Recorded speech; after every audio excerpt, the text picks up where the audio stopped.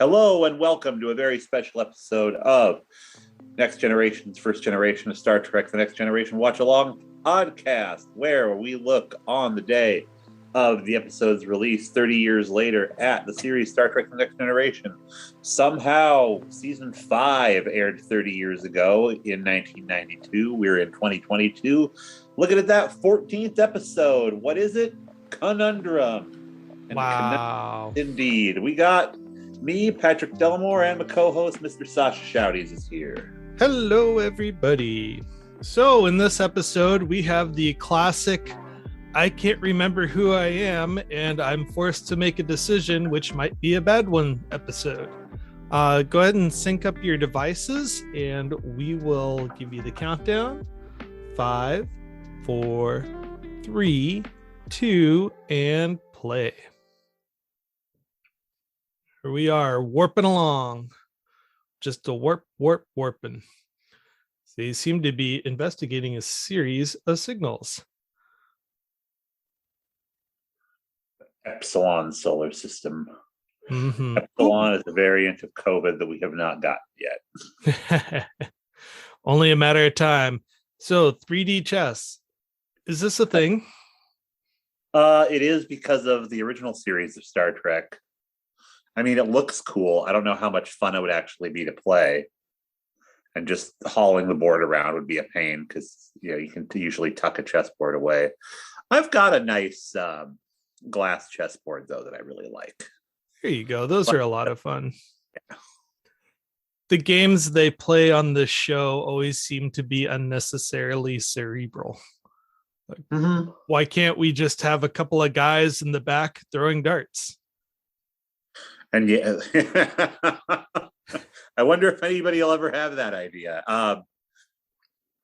That's the thing. It's just like you would be so busy on a ship like this that in your downtime you wouldn't want to do something that cerebral. You'd want to just kind of float there. Maybe. That's why the holodeck is so great. Did Deanna just ask for a Sumerian sunset? Correct.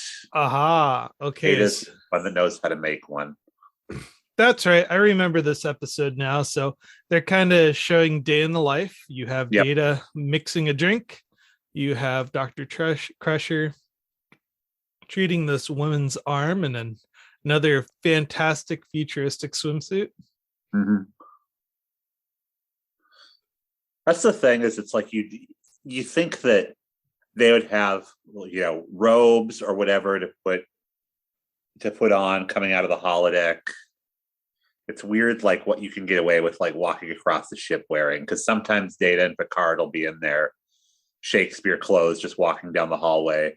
But it's like even if she's off duty, you would assume she'd have to walk down corridors to get to sick bay, and you know, since she's not dating Riker, he'd probably throw a fit about her being out of uniform. You did notice, though, that her hair did drip, so they took the time to wet the actress's head in that scene, which I appreciate.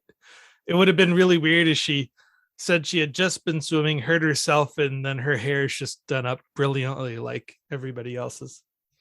So Riker and Ro are having their, you know, police chief and rookie conversation here where Riker's telling her she's got to do it by the book. And she's like, as long as it gets results, what difference does it make? And you'll remember that, like, I believe Ro got busted back down to ensign before being put on the Enterprise. But she might have been a lieutenant previously. Well, let's count the pips when she sits down. Yeah. Though she is an ensign, but I think that before this, when she got into trouble before, she was demoted to being one. By her previous captain. So here we encounter the mysterious ship, which will kind of drive this plot forward. Michelle Forbes, she would have done all right in Star Trek, especially on Deep Space Nine. She's got that aggressive personality that the Major Kira character really needs. But Nana Visitor did a really good job with her too. Yeah. I don't think they lost at all by having Nana. I don't think they did either. And there's plenty of novels about Rolarans. So That is really pretty. I don't yeah. know if you caught that. So on the HD, they kind of jazzed up the Sumerian sunset graphic, and now it's just juice. So mysterious green beam just went from right to left. It's crashing the computers. Data has been crashed. And now they're all looking around like, what is going on? So what's happening here is that there's an alien species that's fighting a war, and their weapons system is not good enough to kill their enemy, but the Enterprise has a good enough weapons system. So they somehow have configured this thing to erase everyone's memory and make the ship ineffective. Now, you would think that you could turn your enemy. I mean, I guess their goal is to eliminate their enemy, not to convert their enemy, but you'd be able to turn a lot of enemies to your side if you could erase their minds and reprogram them to think that they were on your side. But oh, who's that guy? and this would never have worked on the original series. No, why not? Because you were used to seeing that same core group of people. I don't think that there were any other commanders on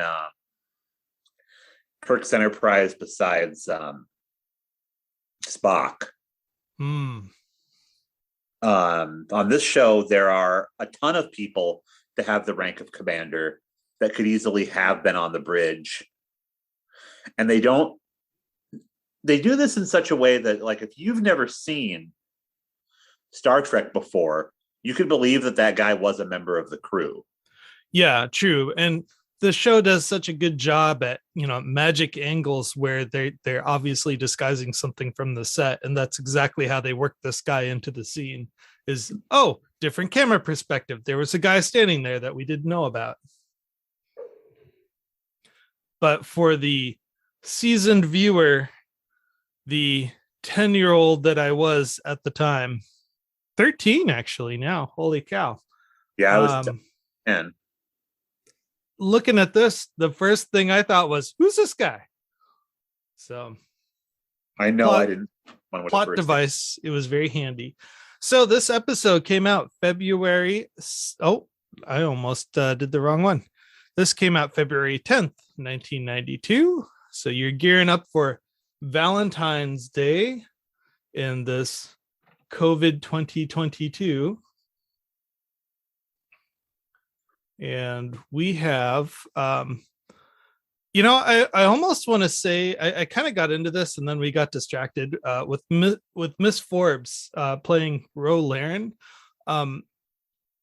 She turned down the DS9 Kira position to basically get into movies, if I remember correctly. And then they brought her back for Galactica, which was just brilliant. Yes. By the way, I could actually see her playing Evil Admiral in another Star Trek episode somewhere in the future. Oh, for sure. And we've talked about her lots of times, but she left this show to do Homicide. She played the medical examiner, and then she was also on True Blood shortly after Battlestar Galactica. But she was only on one season of True Blood. Oh, and she was on In Treatment, played the doctor's wife. So this is almost like an escape room in space where everyone just kind of dumped onto a scene and they're trying to size up their situations. They really don't know who each other are. They don't know who they themselves are, but they all seem to have the skills. Like they can operate the consoles, they can speak the language. And they're just kind of taking clues of the environment. I absolutely adore the problem solving routine in this in this scene. And then you have, of course, our mystery villain there who will kind of surreptitiously steer the conversation in the direction of we have a mission to achieve. Oh, Yeah, there we go. it's funny because for Picard, like that he doesn't automatically assume command because he believes that command is something that you earn, that he has to be given that by his crew. If the people around him had voted him into that role, he would have taken it, but they didn't. And also, the mission is, in his mind, to find out all they can about who they are, not to go out and kill. True. Well, they just sized up that they must have destroyed a ship, and they have access to the computer, and Geordi's doing his computer thing, bringing up all the information. Obviously, the ship doesn't really operate too much on password protection, because if you had the entire crew forget who they are, then they wouldn't know any of their authorization codes. No. I think that most of that stuff would be easily accessible from any bridge station, though. Like if they had woken up in their quarters and were trying to figure that out, they might not have been able to do it. Mm-hmm. And there's Worf. That's his first command move right there. While the group is just discussing using the intercom, he just goes ahead and does it. Yeah. This poor woman, how would you imagine just waking up in a swimsuit, not knowing what's going on? Right. And again, you'd think that that Dr. Crusher would be like, can I offer you a robe or something? Or just offer her the robe that she's wearing. Even that, yeah.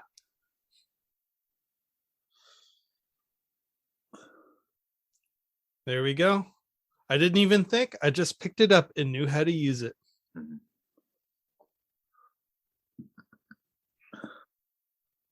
It would have been funny if they could have expanded upon this and have like she and Worf decide that Alexander is their kid. And do we even have Alexander on the ship? I mean, technically he is on the ship. He's on the ship now, but no, he's not in the story. Oh, that would have been terrifying for him. Yep. In fact, all the kids, imagine being a teacher in that school with a room full of kids and not knowing what's going on. Well, I think that they would recognize, the teacher would recognize I'm the adult, so I'm the teacher. And if people recognize their jobs, they would probably recognize familial connections. But I was saying, like, Crusher would be like, well, I know I have a son. I'm not sure, like, what the deal is. Maybe one of these other kids belongs to me. And then deciding to glom on to Alexander and then think that she and Worf were in a relationship would have been fun. Speaking of two people that decide they're in a relationship. Right. Well, yep. They fight so much, they must like each other. Yep. I do kind of like how at the end of the episode, the two women just kind of connect and I think that they are checking notes. Yeah. So this episode was originally pitched in 1990. Huh. It took all of 2 years for it to air on February 10th or 17th. It kind of depends on where you look up your information. I noticed that every now and then there's a discrepancy in air dates and release dates, mostly because the show's in syndication, which means it just kind of rubber stamped its way out into the networks. Exactly. Though for bottle episodes, this is one of my more favorite ones. Oh yeah. It's almost like a really friendly version of the other takeover episode that we saw in this season, where I think it was called The Game or something, where Wesley had to and Ashley Judd had these game visors, if you remember. Yep. Oh, here we go. There's Worf. He's in charge. But to be fair, I think any of the senior staff would be capable of taking leadership. And that's you've trained your crew well when anybody can jump in and say, yo, I'm gonna run things for a little bit. That's exactly what Picard wants. And Worf has a team that he leads. He has a security group that he goes and drills every day. And he's a lieutenant commander, but he's still a commander. Now, the original premise of the show was soldiers rewriting the memories of the. Oh, that's crew. Right. No, he's not a lieutenant commander yet. I forgot. He's just he's just a lieutenant. I don't know why I said he was a lieutenant commander. And they switched to this beam idea, and then they recycled the episode into Star Trek Voyager's Nemesis. If you remember, where Chakotay was on a planet and he was talking about the enemy being 10 footballs away and blah, blah, blah, blah, blah. It's Voyager. So it sure seems weird to see Picard at the helm. Right. And Worf at the command seat. He was a flight controller in his previous life. They're testing the weapons, getting ready for battle. I really think they could have given Worf more opportunities to shine. I mean, everybody got a chance to be a successful leader on the bridge in the show, with the exception of Worf. Yeah.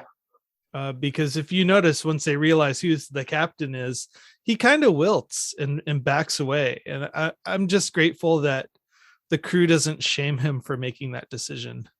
No, and in the novels that were coming out with the show, Worf was also a character they didn't know what to do with. We've seen this guy before. He looks a lot like Patrick Stewart's son. Yeah. Oh, I've totally seen that guy before. He's been a concierge on the ship. He's a returning cast member for sure. Boy, she likes him. The body language. Yeah. Very clear. He still feels like kind of a daddy in this situation with her, though. Yes. The actor's name is Eric Weiss. Okay. That's I knew I saw him. Oh, and he just goes by crewman. He never gets a name. Oh, and the reason we've seen him before is that he's been in he's one of those recycled faces in Star Trek who just kind of keep coming on. He was on a Deep Space Nine episode, Paradise, where he stole the candle, if you remember, and was locked in a box. And it's amazing that the device works on data. I mean, it kind of had to, because they did an episode previously where they just had to shut him off while craziness was going on. But yeah, that was in that previous episode I was just talking about with Wesley. Oh, the game, yeah. Mm-hmm.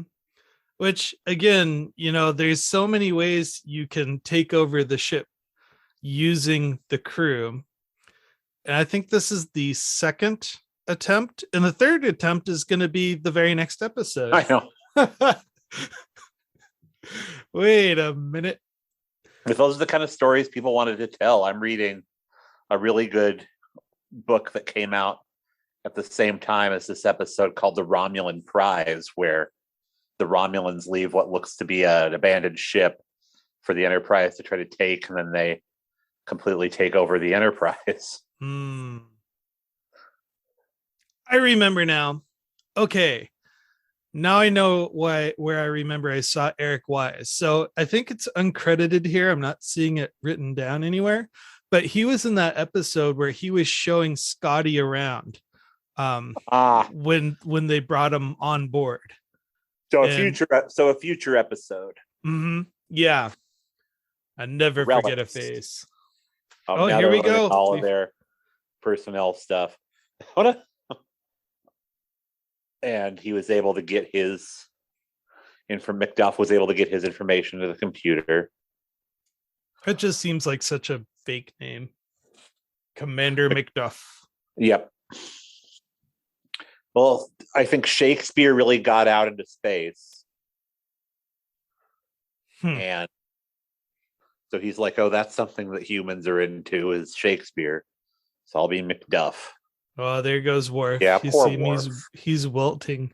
They really do this character bad in the next gen. I'm glad they gave Worf the positive personality arc in Deep Space Nine. Seemed like the whole time Worf was being told to hold back, or that he's wrong, or that he's really frustrated he's not getting along with other Klingons. Well, I like that they want him back on the Enterprise when they go on serious missions, and that he's being groomed to be the captain eventually. When Riker moves on to the Titan, Worf will replace him as the commander of the ship. Now, it would obviously, if that had been what Geordi wanted, I think Geordi would have gotten that job, but he didn't want that. Hey, they figured out it's time for a meeting. Yep. I seriously thought this is exactly what you should do when you encounter a life-threatening situation, is to call a meeting.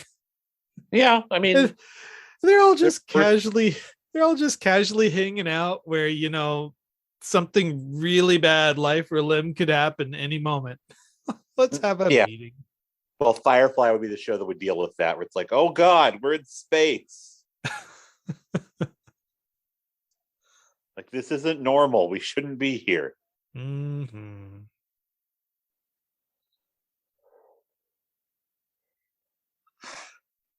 Yeah, so they're just kind of sizing it up. I do like how quickly this plot moves along, though. We've seen in some episodes where they wait until maybe about 3/4 of the way where they finally get things moving. Yes. Now we see the crew, now that they've identified who they are and that the ship works, that they are going back on mission. And hey, we know that space station. That was in the episode Justice back in season 1. Yep, they just took all the shadows off of it. It would have been cool if they had decided to tie the two things together, go, okay, what if we have another space station? And especially if they were like, oh God, we killed all those poor blonde people. We killed their god. No. We killed their god and took their space station, and we started a little war. Oh, that would have been a good turn on the episode. They go back to the Edo to check up on them, and their memories are wiped, and they encounter this station, and they can do the whole war plot thing, which, you know, don't need to change anything there. And then when you have the reveal, when they talk to Macduff, instead of shooting him at the end, he goes, we had to do this to survive, because when you came, we were aware that our god was not a real god, just a supreme being dominating us. So we declared our independence, and we got the station, and now we're in this bloody war with our neighbors XYZ. So do you think she has real fruit, or do you think that's all replicated? But the fruit bowl on the table, do you think that's replicated, or do you think that when they were on shore leave that she bought fruit? Oh, I don't know. It's probably replicated. I took that query into a really strange place. Like, are we talking about if her breasts are real or not? Oh dear. Oh, I'm like, I don't know. I don't think so. Private Sasha. If anything, she's wearing a great sports bra. I mean, holy cow, they're firm. So this is kind of interesting watching Riker. I don't want to say play the field, but he's definitely vibing off of her as well. Which, I don't know. Lucky him, vibing off of two feel women like a more appropriate couple than he and Ro. True. Well, he and Ro is a lustful attraction, and those two are more, it's familial. So there's a lot of platonic intimacy here is my new coin word.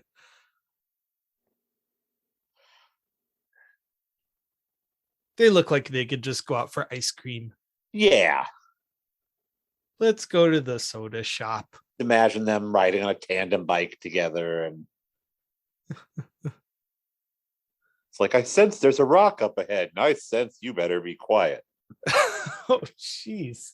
There's the trombone, Yep. the horgon. The old horgon. Ooh, I see some extra components there. That little black and red thingy. I know they do this a lot, but they just kind of open up the warehouse and say, okay, prop guy, we need to decorate some quarters. What do you got? Oh, and here's like Ro. Ro's just in like a normal sun, kind of sundress. Right? She's not in lingerie or something. Well, she's relaxed. She's being herself. Well, tell me, Commander Riker, have you not seen a pretty girl before? Even she felt more appropriate for him than Ro does. Yeah, I would say that. Aren't you being a little presumptuous? I don't know. You were in my room. I mean, it would have been, when they have to come to their senses at the end of this, it would have been nice if instead of, her and Troy being all cute about it, that Ro was like, it wasn't part of my plan to come to the ship and have sex with other officers. That was not something that was on the table. Is it though? Because we kind of talked in the past that these guys probably kind of operate on a very loose ethical non-monogamy on the ship. Some of them do. I don't think Ro would. With she may, on a deep level be attracted to the idea of Riker, but Riker was a cock to her. Yes, true. I'm sure that he operates on a system of, on a point system with women, and thinks that he earned sleeping with Ro. So here we go. We have encountered the first enemy ship. This guy, Commander McDuff, really wants to destroy this ship, and Picard's like, I don't know. Let's how outclassed are we? Yeah, with the exception of Worf, none of these guys are shoot first guys. And even then, like, their job has always kind of been to get Worf to not be a shoot first guy. Ooh, okay, here we go. Here's the plot twist. You get McDuff to kind of segregate Worf at the very beginning and say, okay, you and I are both warriors and we know what our mission are. And everybody else seems to be in this mindset of peace, and we need to follow through on our orders. And so you could have like Worf be bamboozled by McDuff here, just to kind of, I like the whole crew splitting situations, because nobody's right but everybody's wrong kind of situations. I believe that's what happens at the end of the episode, is that Picard doesn't want to attack the station, and he tries to get Worf to kind of to mutiny against Picard, and Worf won't do it. Oh yeah, the whole "you don't know me but you're the best crew in Starfleet" speech. Picard's given that a couple of times. Yeah. I actually think he did it in the very last episode where he was time traveling, and he had to convince the ship to fly into an anomaly and create a static warp bubble. So here we've got some psychobabble coming from the doctor to talk about treatments, and they're kind of working on it.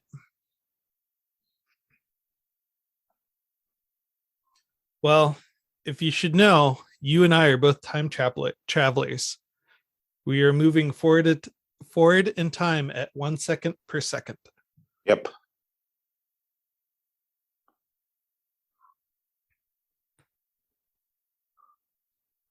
It didn't take him very long to film this.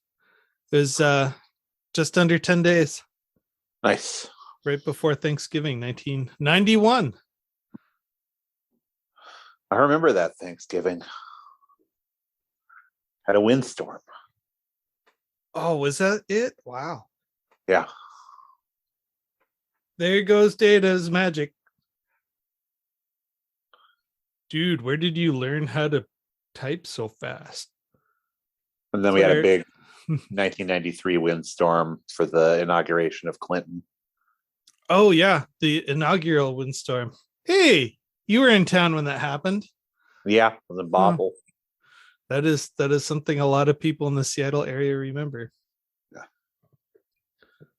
I like this sidebar conversation, which I wish they would go back and reference, because Data's origins have always been kind of speculated on, even though they know he, came from Dr. Sun's lab, yada, yada, yada.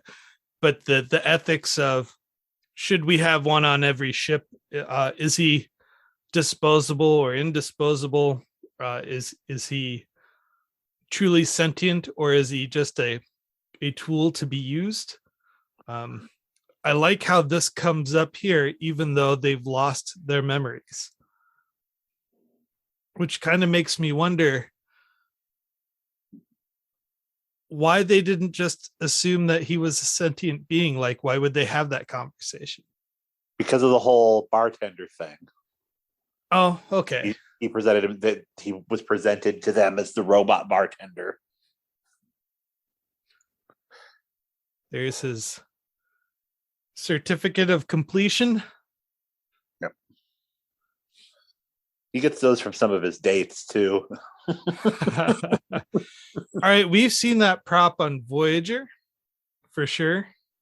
That little red cylinder thingy.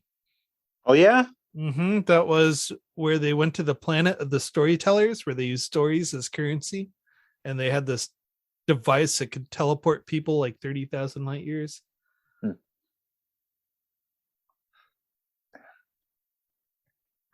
See, I kind of want to look at the catalog. Like, I'm sure all this stuff is inventoried in a book, and like when it's been checked out and what episode it's been checked out to. This what he's playing was in fact also played in the Binar episode. Nice. He loves to climb mountains, and he's from Alaska. And I still hate my dad, though I don't know who he is. Vacations on a planet called Risa. Oh, now this is really cool, where they have the inscription there: "To Will, with all my love."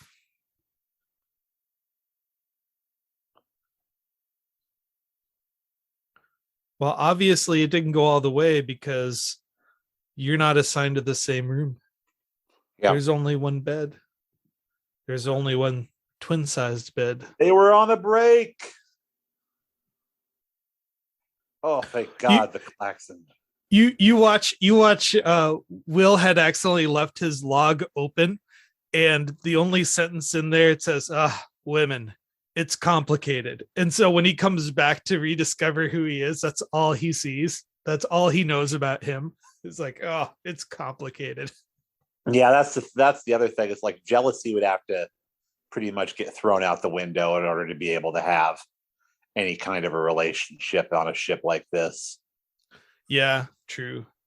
Well, this is where I really want to talk to people who work on cruise ships, because apparently those folks just get on it like rabbits. So yeah. I'm sure there are some good community rules off of that. What bothers me, Captain, is how specific the damage is. Any records of personal nature, our files that we could tell us about ourselves, are gone. Yep. They sense a conspiracy.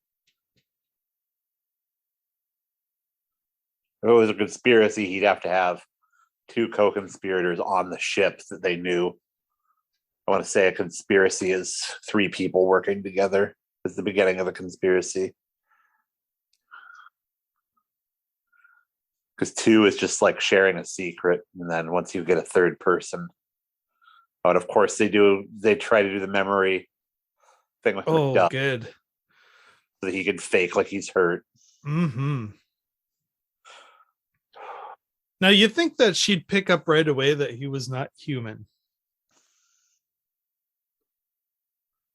Quick, do some crunches.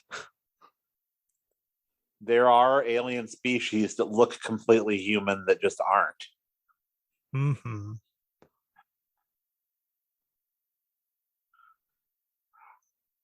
Yeah, I'm actually reading some commentary here from the producers and the writers, and they all feel that McDuff just didn't really pull it out of the bag. I disagree completely. He seems like he's somebody that would be a character on the show, and that's all he needed to do. He doesn't act. He lets the camera make him look suspicious. Well, his job is just to be some guy, not a key character. Yeah.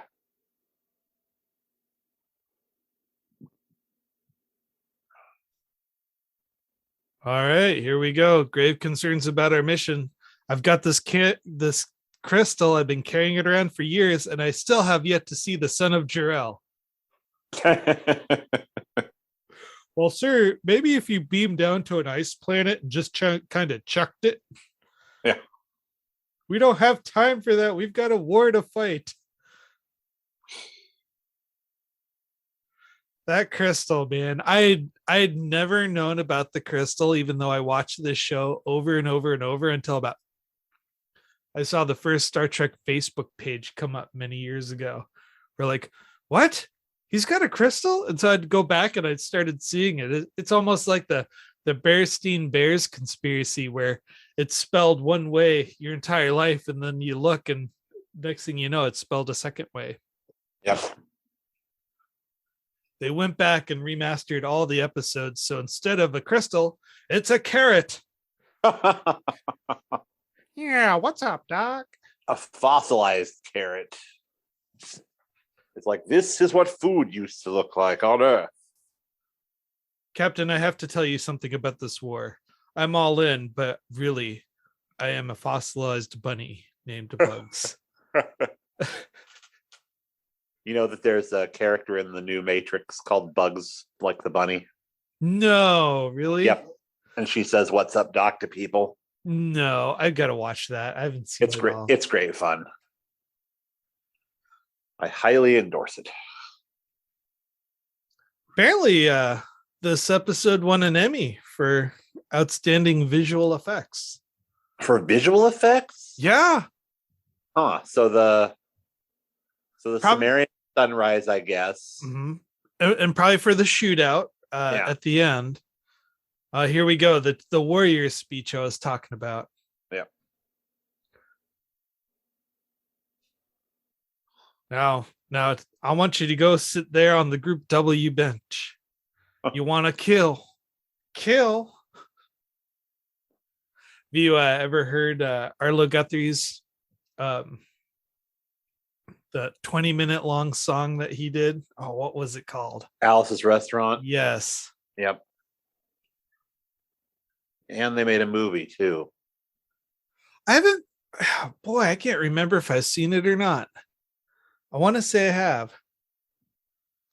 So anyway, we may soon face a critical moment where the success of our mission may hang on the split-second decision. And hesitation would kill us all. Well, there's the mistake right there, is that McDuff could probably have finished what he needed to set out to do by, instead of splitting Worf, he just says, okay, Worf, if this happens, we'll do A or B or C, like give Worf a plan rather than give Worf a choice. Yeah. Because whenever you're unsure, what do they always tell you? Remember your training. And so if you kind of simulate a couple of things with Worf, what do we do? Or he could have gone to Worf and said, hey, let's go to the holodeck and run a couple of attack drills. I'm not feeling too confident because we lost our memories. So let's review the mission log and build an attack run. But hey, it's television. Yeah. Whatever they can do in a half an hour is whatever they're going to do. Or less if they need to do it in less time. Mm-hmm. We haven't even seen this yet. It's made of aluminum. Oh, there it is. Here's some defense ships. Bang, bang, bang, bang, bang. Reminds me of when the Borg cube went through the Mars defense perimeter. Just picked them right off.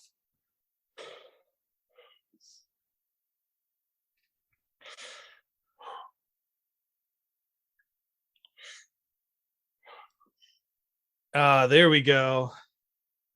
That's a big station. Yep. But it is indeed the one from the.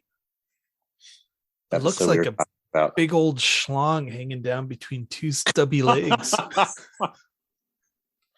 It needs to be built that way to work right. It is a nice looking station. Mm-hmm. I do like it. Anything with a big round light in the middle, it's got my vote. If you notice, the Stardock is kind of similar. It's shaped after a mushroom, and where the gills are and kind of the underneath middle of the shroud, it's got that big glowing ring too. Yep. 15,311. Captain, are you ready to 9/11 this business? No.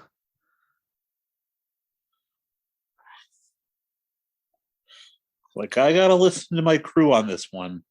Like, and B, I'm the captain and you're just the commander, and I noticed nobody else here would talk to me like this. I do not fire on defenseless people. Yep. All right, here we go. This dude is taking matters into his own hands.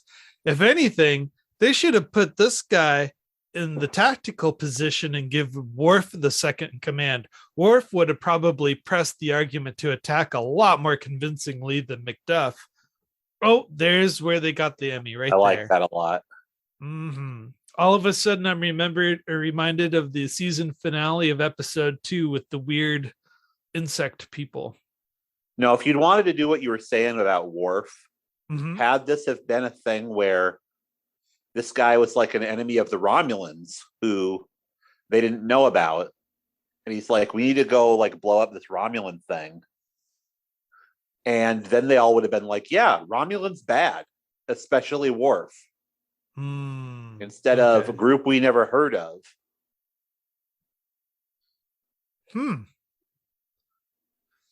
It kind of made me wonder. So they figured out who they are. They didn't fire on the station. They killed McDuff. They can't just leave because they've slaughtered all the defenses to this headquarters. So like they'd have to hang around and defend the headquarters from anybody wanting to take an opportunity of that gap. That's what the Starfleet Corps of Engineers is for. They'd hang out for a minute and then, get their worker bees in there. Oh, here we go. He's gotta look at these two women. Yep. Checking notes. Does he still do that thing where he twitches his shoulder? Yeah. You are right. His O face was hideous. Yeah. And plus, at the end, they just say it simultaneously. I had to do all the work. Ladies, I'm so sorry to see both of you. I don't know if you know this phrase. It's a medical term called pushing rope. Oh, yeah. That's basically, he's like, oh, so the counselor covered my ass for me. Well, honestly, That's huge help. he's afraid. He knows Yeah, that if he volunteers he any should be. information, it's going to be used against him. This is like classic defensive dude. He should be, but the problem is because this was made in 1992. If it had gone the other way, the captain would have been like, "Yeah, if I sat here and read all of the complaints about people that had sex with people they didn't want to have sex with during that incident, like I'd be here all day. So I'm just going to throw out all of this in a round file."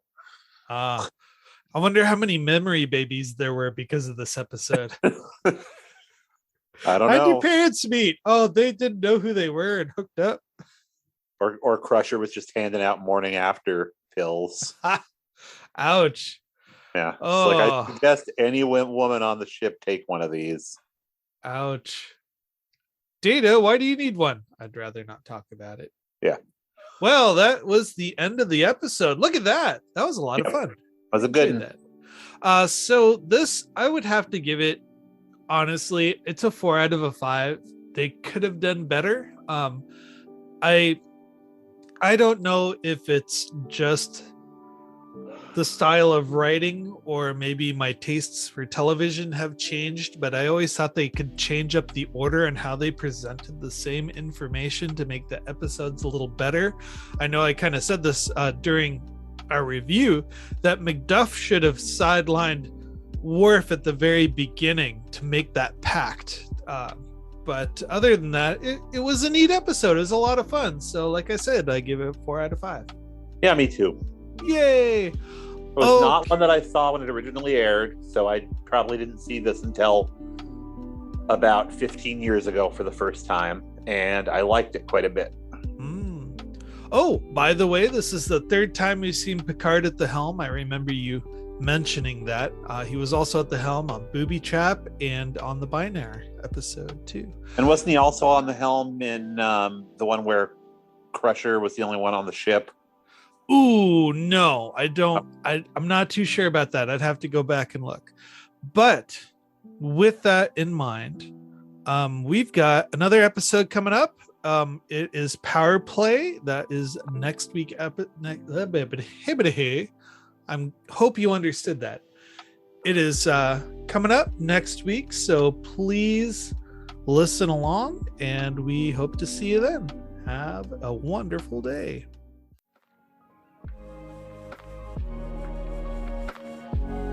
Music provided by lofigirl.com. Artists include Tenno, Daydreaming, BVG in Mondberg, Insomnia, WYS, Snowman, Be Calm and Banks, Because.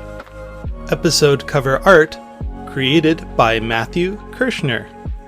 Podcast logo and main cover art provided by David Clawwitter. Audio engineering done by Sascha Schaudies.